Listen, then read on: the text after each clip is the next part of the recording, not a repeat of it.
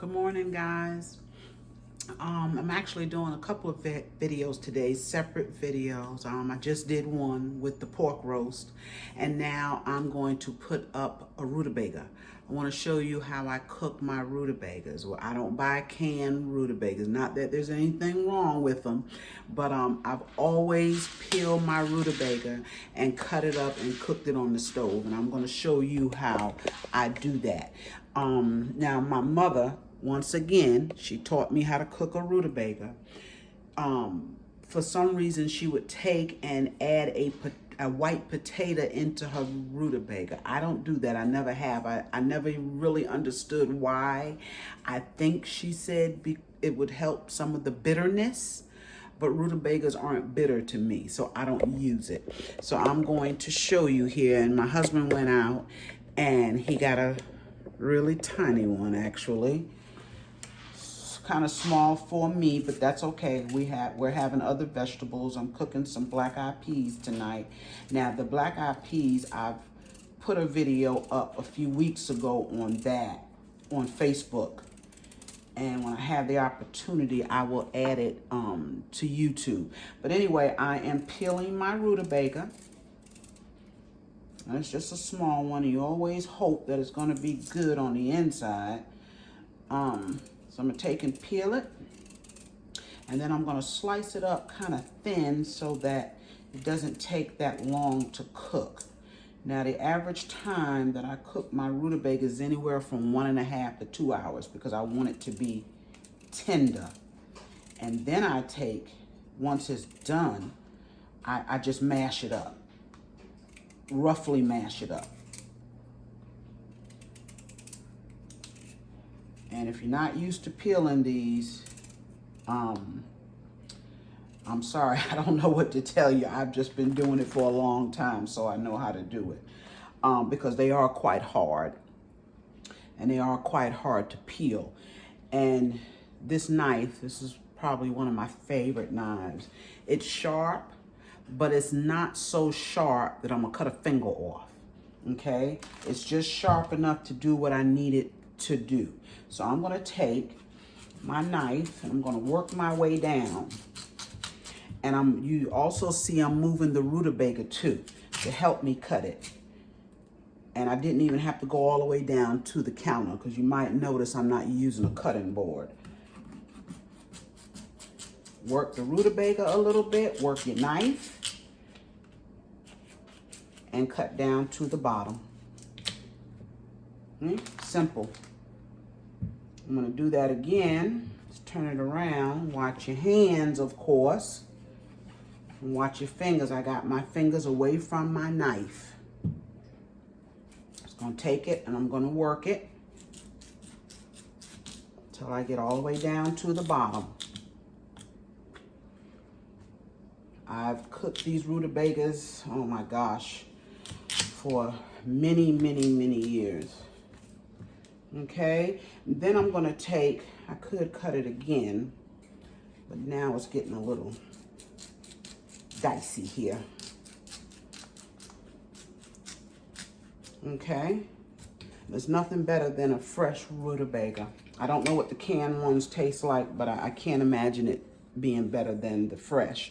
So now what I do is I take and I cut it kind of thin. Find my camera here. I want you to see what I'm doing. I take and I cut it very thin. And this is a hard one here. Sometimes they're a little bit softer. Let's see, I'm cutting it very, very thin. I don't like the bottom on that. Get rid of that. And believe it or not, this is a small one, but it will feed all of us tonight. I'm just take and thinly slice it. Like I said, if you don't have a knife that's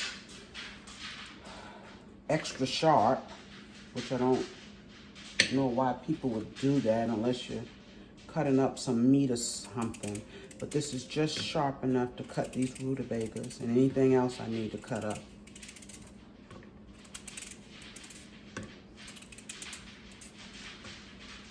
Cutting them thinly.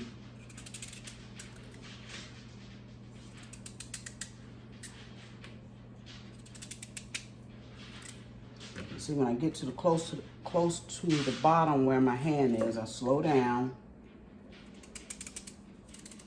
See? Slow down.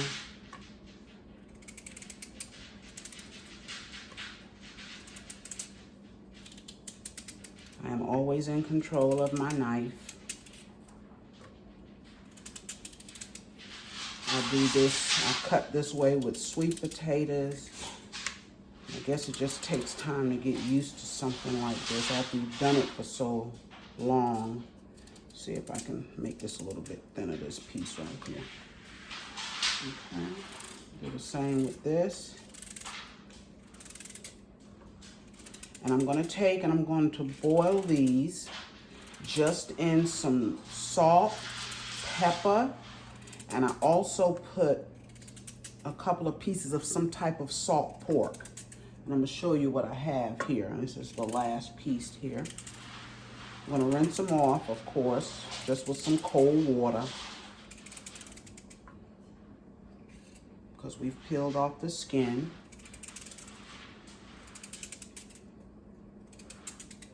Yeah, my mother taught me everything I know in the kitchen. My mother was 97 years old when she left us a few years ago. Actually, it'll be 6 years on April the 1st. She was 97 and a lot of wisdom. A lot of wisdom. So you can see my rutabagas in my pot. I'm using sliced salt pork. They call it pork dry salt, fatback. We've always called it salt pork. I'm going to take a few pieces. I'm going to rinse that salt off, about that much. I'm going to rinse it off, and I'm going to put it in my rutabagas and let it cook with that.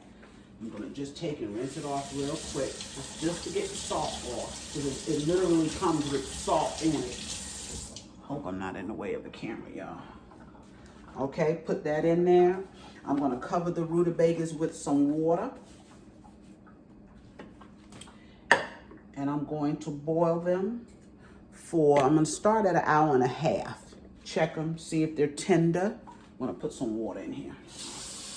I'm going to check them and see if they're tender. If they are, I'm going to drain what little bit of water is left on them. Rinsing it all here, rinsing it all. I'll drain what water is left on them, and then I'll take and mash them up. And I'm going to come back and show you that. Now I have the water covering the rutabagas because it has to cook for so long. Don't usually need to add water. If I do, it'll just be a little bit. Put some salt and pepper. Cook them on right in between medium and high. And when these are done, I'll be back. Hey y'all, I'm back with those rutabagas. I did add water to them. They've been cooking now for about 45 minutes. I added a cup of water to them. The water had boiled out a little bit. And we want to be sure we keep them with water, so we don't want them to scorch or burn. And I put some black pepper in it, along with, well, the black pepper I just put in there. I put the salt in when I put them up to boil. Got black pepper all over the place. But what I did want to tell you too, what I added to this was some bacon fat. I keep bacon grease here. Once we fix our bacon, we save the grease. I put about a good tablespoon of bacon grease in it, just to give it more flavor. And when they're done, they have another 30, 45 minutes to cook. We'll be back. Actually, 45 minutes to an hour to cook, and I'll be back. All right, y'all, we're back with those rutabagas. They're done. They cook for about 1 hour and 45 minutes. I probably could have stopped them at 1 hour and 30 minutes, but I didn't. So what we're going to do, I want you to take a look at these. What we're going to do is I'm just going to drain them off. I want you to see these. I know it's kind of hard to get down here in this pot. I want you to see them. And what I'm gonna do is just put them over the sink. I put on 2 gloves. I don't put them in a strainer or anything. And I want you to go with me here. And I'm just gonna drain these, right? Drain that little bit of water off of them right into the sink.